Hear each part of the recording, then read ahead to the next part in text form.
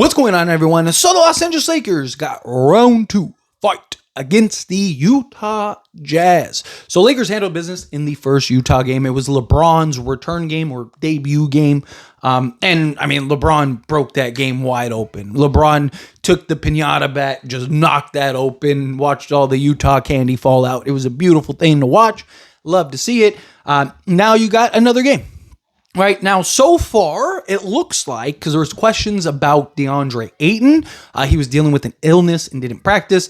There were questions on if he was going to play or not for this game. It looks like all hands are going to be on deck. Looks like we are going to once again have everybody healthy, everybody ready, which is good. Now, I do want to say that we won't have Bronny James and we won't have a Dude Thero.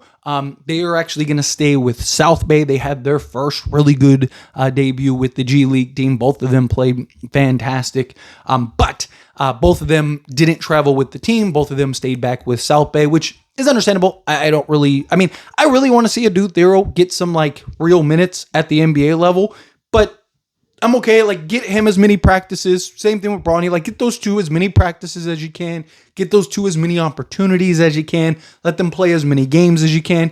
Probably not playing them a ton, if at all, outside of garbage time. So again, I'm okay with it. Would be nice to see them travel just to have them for even, if Lakers end up the game's over by the fourth quarter. It's hey, we can maybe play a Dude Thero 12 minutes, right? It'd be nice to do that just in case, but no problem. All right. Okay.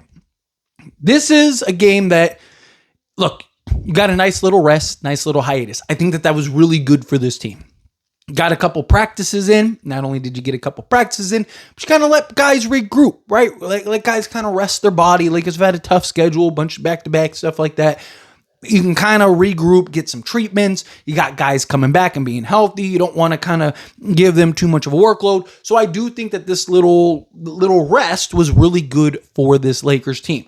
Now, recalibrate, regain your focus, get back into that Utah game. You're in Utah this time, right? So now you're on the road. You got to go into Utah. You got to get that win. This is another very winnable game, a game that the Lakers absolutely should win. And this is a game where you can't mess around, right? Utah, we saw in that game in LA. Utah, we looked up and it was wow, man, we're down 10, right? I think that at one point we were down as much as 14. And then, kind of playing catch up and then righted the ship in the third quarter, got everything in order in the third quarter. And then LeBron really, like I said, busted that open in the fourth quarter. And kind of that was basically it. We never looked back from there. But still, it's you don't want to mess around. You don't want to give these teams life. You don't want to make these teams feel like they have a chance. If you can get out and you can get out on a jump and gain that lead and start building that chemistry and work on things and stuff. Obviously, look, going to be some trial and error, right? There's going to be some hit and misses. JJ Redick, everybody's healthy, so you naturally just have guys that you need to kind of figure out rotations and lineups and who are going to play. Jared Vanderbilt didn't play at all. Is that just going to be the new norm, or are you going to find minutes from this game, right? You're going to have nights where guys are going to get DMPs. You're going to have nights where you're going to have, because that's the beauty. Lakers have depth this year, right? As much as, that's kind of a real docking point, right? Lakers, at least stat-wise for the bench, is not great this year. But again, context is important. It's because all of our bench guys have been our starters. None of them have actually been coming off our bench, right? So now you saw Jake LaRavia have a great game, right? If Rui, I really hope, we don't know at the time of recording this video, but I really want Rui come off the bench. JJ Redick himself said he doesn't have a starting lineup in yet set in stone. I even talked about it, right? Because, myself, a lot of people were disappointed that he actually started Rui. Again, Rui's great. It's nothing against Rui. It's just, you really need that defense. You really need that perimeter help. You need that scrapper, that guy, whether it's a Jared Vanderbilt or a Marcus Smart or whomever, right? So I'm hoping that JJ tries a different 5-man group this time.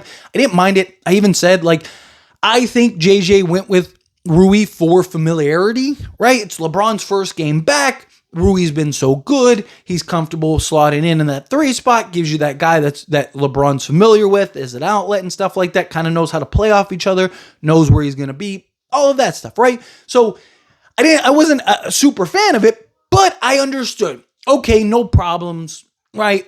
if it's just a game or two while we're trying to figure stuff out, who's that next guy, fine. I have no issues with that. But if that's our long-term starting five, I have concerns. I'm not going to lie, but I want to be patient, right? I want to wait and see how this properly shapes up, how this properly develops.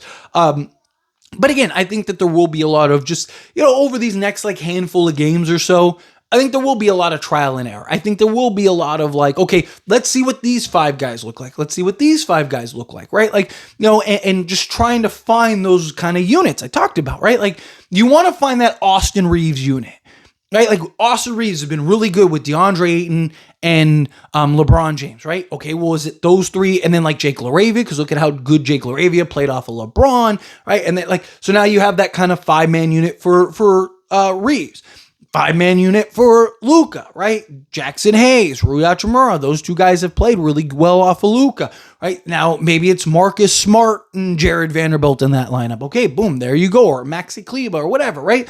Like, you want to find those 5-man units for each of these guys so that way they can kind of maximize their strengths. You can maximize the role guys' strengths, so on and so forth, right? LeBron, I don't expect, I mean, I wouldn't be shocked, and I even talked about this, like, I could see LeBron kind of taking a bit of a step back because one, like, is he only going to miss 3 games the rest of the season? Maybe, but realistically speaking, he's probably going to miss more than that. So it's kind of one of those things where like, does LeBron really care about his stats as much because I'm not expecting him. I mean, he had a 13% usage rate and he only took 7 attempts. I'm not expecting that, right? I think LeBron will get you at least 18 to 20, right? So I do kind of look to maybe LeBron being a little more aggressive this game. Again, his second game back, he might kind of be a little more passive, which is fine. He might kind of just read the game, right? Like, it's kind of what I felt in that first game. He was very passive, kind of took a step back, kind of let guys do his thing. He kept his double-digit streak alive. And then he kind of was just like, hey, I'm just going to pick this team apart, right? And he went on like a 12-0 run by himself without scoring the basketball. Like he just picked Utah apart. And that's one of the beauties of having him out there on the basketball court. He's a guy who doesn't have to score the basketball to completely ruin your night if you're the opposing team, right? And that's what LeBron did. He completely ruined Utah's night. Utah was coming on a little run, starting to feel themselves a little bit. All right, we can get back in this game. And LeBron went, stop, no, sit down, right? Here you go. Watch this masterclass. And just was brilliant. So, I want them to keep gaining this pace, right? Like, talked about it. These next, well, now at this point, like 11 games or whatever, are incredibly winnable. Now, you're going to lose some games here and there. It happens. It's part of the season. I mean, I'd love if the Lakers go on like a 10, 11 game win streak. That would be beautiful. I mean, look, Cleveland's doing, or not Cleveland, Pistons. Detroit is doing it. Right? Can you kind of go on your own little run? It'd be nice to kind of get this to 8, 9 games, something like that. You're going to lose some games in between. It happens. It's fine. But what's better than, what are we, 11-4? Like being 11 or being, 22-6 or whatever, right? Like that would be great. So we'll see. But starts with Utah. Anyway, as always, this is a discussion. I pass a question to you. Let me know your thoughts and opinions down in the comments. That being said, if you haven't liked this video, hit that like button. Helps me out. Lets me enjoy these types of videos, and I truly appreciate it. Not subscribe channel, hit that subscribe button. Turn on the bell notifications. Appreciate y'all. See you in the next one. Thank you.